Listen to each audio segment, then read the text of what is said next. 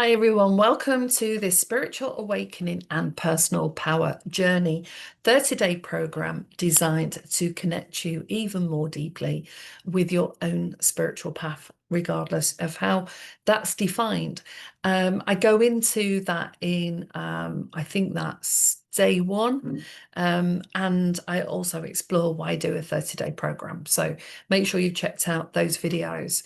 So, do you want to understand some of the things that can get in the way of you making changes that can disrupt you from meeting your goal, regardless of how good your intentions are?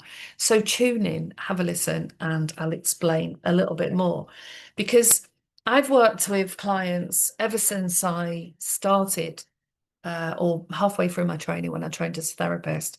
So that was 1997. I started in 95. I started working with clients in 97.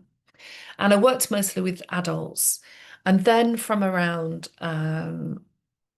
sort of up until about 99, I worked with adults. And then around 2001, 2002, I went into schools and I started supporting teachers, teaching staff, delivering training there, but also working with young people. And when you're working with young people, the traditional approach of sitting there just listening and giving the young person space to talk isn't always enough to support them to open up and share things. So you'd need a range of tools to facilitate a conversation. So this is about kind of one, what's the kind of space that we need in order to start connecting with where we're really at right now in this mindful moment. So even just for a moment now, take a breath, engage on a scale of 1 to 10. 10, you feel amazing, and 0, you don't feel amazing at all. You feel the opposite. Gauge where you are right now. And I always do this in my workshops. So say you said, I'm 7, 8, you're feeling pretty good, but you dip on and off throughout the day. You can have a look at what those dips are, and you can have a look at what can kind of disrupt overall the actions that you're taking to stick to something that you know feels good, that's better for you. So first of all, as I did in one of the other videos, do an audit about how you use your time and energy. How you use your energy is a really important point. And then what, even with intentions, and you set your plan to do something for 30 days, what can get in the way of that? I mean, we all manage it right. Well, we don't do it. And I've started several programs, and did I complete all of them? No. Sometimes life happens, and sometimes our internal dialogue gets in the way. Sometimes something isn't completely lined up, or a range of events happen. You've run out of petrol, um, so you can't get there. It delays your time. A new work project came up, someone in the family contacted you, and then that's how do you prioritize time, and that's a separate conversation. So this is about going deeper and understanding how your beliefs and values can shape who you are, but also the role of the ego and how the ego can get in the way. So, as you know, our beliefs come from early experiences, family, culture, and society. If you sat down and sat back and think, what is it I believe about myself? How do I describe myself? Those would have come from the early conditioning, the messages that you heard, or outright sayings that were said in the family. Some are empowering and some are limited and outdated. So, awareness, as I talked about in the very first set of videos, is the first step in transformation. So, when we identify with beliefs that serve us or those that do not, we can choose new ones that we align with our growth. So, belief and value work is a deeper piece of work, but this is just to start to introduce you to the idea that even when you've got the best of intentions and you've created a plan and you've decided where these different activities of rest, fitness, work, family time, you time go, and how you keeping track of that, there are things that, like I said, just get in the way. And our values are our compass that guides us to what feels good and meaningful.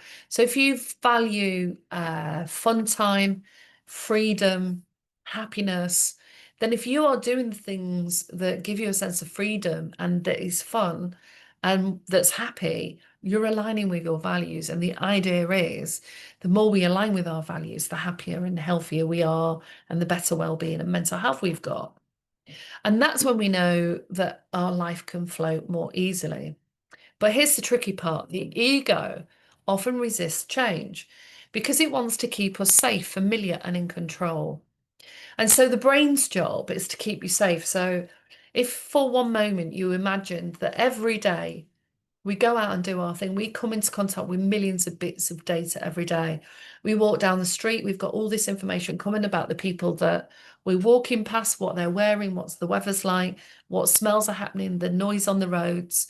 Then we go to work, we've got emails, telephones ringing, people's energy, people's conversations. So we're bombarded with bits of information every day. So our beliefs and values are like psychological filters. So it's almost like the brain decides what comes in and what doesn't come in. And a lot of what comes in is outside of our conscious awareness. So the idea is to evolve as a human, we need to keep safe. We don't need to keep in fight or flight and always wondering where the next penny's coming from, where the next meal's coming from. And that's what keeps us in fight or flight. But there's other things that move us into fight or flight, or we could have been in fight or flight a lot because we experienced trauma as a child, or there's some domestic abuse that you've experienced in a previous or current relationship. And so it's there again, they're deeper pieces of work, but I just want to show you how the job of the brain is to keep you safe, and the ego will resist change, even if you're getting some benefit and you're feeling good about those changes. And then what can happen is either other people around you will start noticing that on some level and trying to distract you or get you to do things with them that maybe you don't want to do. And again, that's about listening to your intuition, prioritizing your needs at times or more of the time. But you can have those inner conflicts. It really depends on your own personal psychology. And so your old fears, old habits will keep resurfacing. So the classic one is, you're meant to get up in the morning, you want to get up, you're really ready, I'm going to get up, get dressed, get to work on time. Or going to, working at home, being an entrepreneur, you have to be a lot more disciplined because you haven't got a boss that's saying we're not going to pay you or fire you if you don't get up and sit at your desk. So you've got to pull that from yourself. So you can wake up and think, oh, really need another half an hour, another half an hour. Or you can set yourself the goal of you're going to get up, do some yoga, have a healthy breakfast, and then in the end, you get up late, you don't have long in the shower, you haven't had the chance to connect with where you're at right now in the day, and then do some stretching and do things that feel good. And so sometimes this is the ego that's playing out underneath. It can be other people and it can be us. And so I just want to flag that up, that that's can be what's going on. So you've got to start being aware of the inner dialogue, the things that you're saying to yourself, like, oh, don't get up, just spend another 5 minutes. Oh, that doesn't matter, you can do it tomorrow. Oh, I'll do that later. Or, oh, I'll go and spend time. So, oh, you're not fun because you're not going out. Or all of this sort of inner dialogue that happens. So we bring awareness to these dynamics that you can learn to work with your ego and not against it, allowing for smoother transformation. So have this just gently eases us into the idea of core beliefs and values and exploring how the ego might be showing up in resistance or fear. Now, it took me quite a while to really feel into what resistance felt like. And it's been really, I had a time a couple of months ago and I was listening to a podcast. It was one of David Bayer's. I think it was about mindset. And I found myself getting really irritated and frustrated when I was listening to it. And I was like, checking in what's going on, why are you feeling frustrated? And I realized that I was really struggling that weekend to show up for myself and do the things that I'd already planned were good ideas, that it fit at the time. And so I really started digging deep into this idea of beliefs and values, sedimented beliefs, limiting beliefs, and how sometimes we say to people, David was saying that on the podcast as well. And I know he wasn't intending it in this way, just change your beliefs and do things differently. And it sounds really simple, whereas you've got all this resistance going in your body and it's like walking through treacle. If you've ever felt that time when your body's just really, really heavy, or you can't be bothered, you feel really tired. And one of the other things that I learned a few years ago is I felt really tired, but I was mentally tired. So when I got to the gym or went for a swim, I could physically do it because I hadn't physically done much that day. But mentally, I was done. I'd read enough, stared at the screen long enough, and was starting to feel grumpy. And so, another email. And then I'd go and have a swim and I'd do it in a nice flow and I wouldn't be rushing. And then I come out and my mood has shifted and my state's better. Unless you're heading towards burnout, then you'd start losing the joy of those things too. So, as I said, our beliefs are formed in childhood, and it's worth unpacking what kind of beliefs you've got and whether or not they're outdated. Because the other thing that clients that I work with can struggle with is their old concept of the way that they see themselves and who they think they are is now having an internal battle with the person that you're becoming. Because once you start to check in with yourself and say, what do I believe? What do I value? What matters? You're already making shifts because now you're just not taking everything um, at face value. So the tarot card that would go with this is the Hierophant. And the Hierophant, like I said, if you've got your own tarot, get the Hierophant out. And it represents tradition, wisdom, and structures of belief that shape our lives. So to some degree, we need some structure. And I was having a conversation with someone a while ago that because I'm a very freedom loving spirit and I've never really liked structure, but I also realized that some level of structure and routine was good for my mental health. And it stopped me slipping and flowing all the time and actually got more grounded, where I would say, okay, I need to make sure I do this when I wake up. If I do this, this, and this, I can feel that my mood is moving into a place of feeling more mentally alert, switched on, and productive. I like that feeling. So then you get the benefit from doing that. I have a habit of sitting cross-legged on my office chair, and then after a while, I can't move my hips. Um, so the belief systems will be sitting in your conscious and your unconscious ideas, and that guides your thoughts, your feelings, and your behaviors, and also encourages you to question whether or not you've inherited or decided what truly aligns with your authentic self. And so there is a values exercise that you can do. I think it has about 75 words on it. And you choose all the ones that are most important to you. And then when you've done that list of what's most important, you can put some down that are also important, but most important. And then you choose about 10 and you decide, okay, what are the ones that really matter? Is it loyalty, honesty, timekeeping, turning up, freedom, autonomy? Different people, and you can have values that work more in your working life and those that work outside of it. So there's a whole load of work that psychologists have done around the ego, but I just wanted to sort of hint towards how the ego can step in and say, no, no, we're comfortable where we are, we're not changing, we want to stay on the sofa every night doing Groundhog Day for the next 10 years. Whereas the other part of us, our soul, wants to grow and expand and discover and find new things and have new experiences. So sometimes you can feel that conflict. And so sometimes you can misperceive this feeling that you have as actually your intuition saying, I don't want to do it. And I've had that run several times.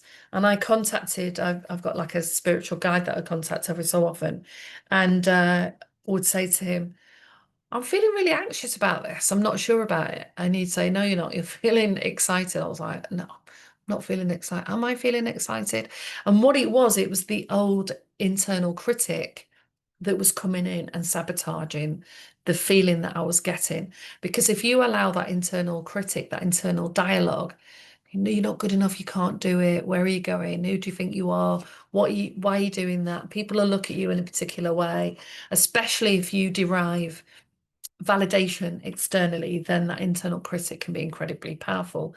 So we need to look at that internal critic and say, I can do it. I am growing and changing. I'm getting stronger every day. So we need to change that those internal negative statements into positive ones. And this isn't just about willy-nilly affirmations. This is about checking yourself out and learning the power of language. And I'm going to do another video of that and how that massively impacts your mindset, your well-being, your energy, and your state, and even block you from a happy and healthy life. So do consider that. We've just started to go deeper as we're moving in to the next few videos that I'm recording on this. So the book recommendation with this is The Untethered Soul by Michael Singer. And it is a really fascinating story, actually, because even though I think he went to uni, I don't know if he completed the degree and then went off and thought, I'm going to go and create this space in the woods and no one will come and bother me. And in the end, lots of people started passing by, and it sort of developed into community and developed into a life work that he was not expecting at all. And that's the thing, when we get plenty of rest, we can also start connecting with those little urges and nudges that tell us to say yes rather than no. So the song recommendation is Breathe Me by Sia, a hauntingly beautiful song that resonates with surrender and self-awareness. So the research behind this is neuroscience shows us that our brains form beliefs through repeated experiences. That changing beliefs requires conscious attention and new experiences to create lasting neural pathways. The ego's resistance to change is linked to the brain's survival mechanism, which prioritize familiar patterns for safety. And this goes right back into our, prehistoric brain, lizard brain. So the crystal is lapis lazuli, known for enhancing self-awareness and wisdom and truth-telling. And the journal prompts that we'll finish on today is, what are the 3 core beliefs that you hold about yourself and the world? How do they serve or limit you? What values do you want to live with more fully? How can you align your daily actions with your values? And when you try to change, what fears or inner voices show up? How can you work with these parts compassionately? And I will do a video on parts work, because there was a book, a phenomenal book I read years ago, and it really blew my mind, actually, about how we can approach these different parts of ourselves. And it's very freeing. And that's the thing, conditioning, beliefs, values, if they go unchecked, can limit us to the point we can actually start to get depressed and anxious and experience some issues with our mental health. So hopefully you've enjoyed that. Like and subscribe to my page if you haven't already, and look out for the bonus videos. Drop me a line, let me know what you think of what I'm exploring today, whether you've tried anything before, and email me if you're interested in sharing any feedback or joining my Kickstarter session, which is 3 separate appointments that help identify where you are, move you forward with some goals and tools that are aligned to you, and then a review session that we look more deeply into that, have a look at what resistance is getting in the way and what's working for you. And yes, I will have some workshops alongside this program, so look out for those notifications. Hopefully you've enjoyed this. I will see you on the next video.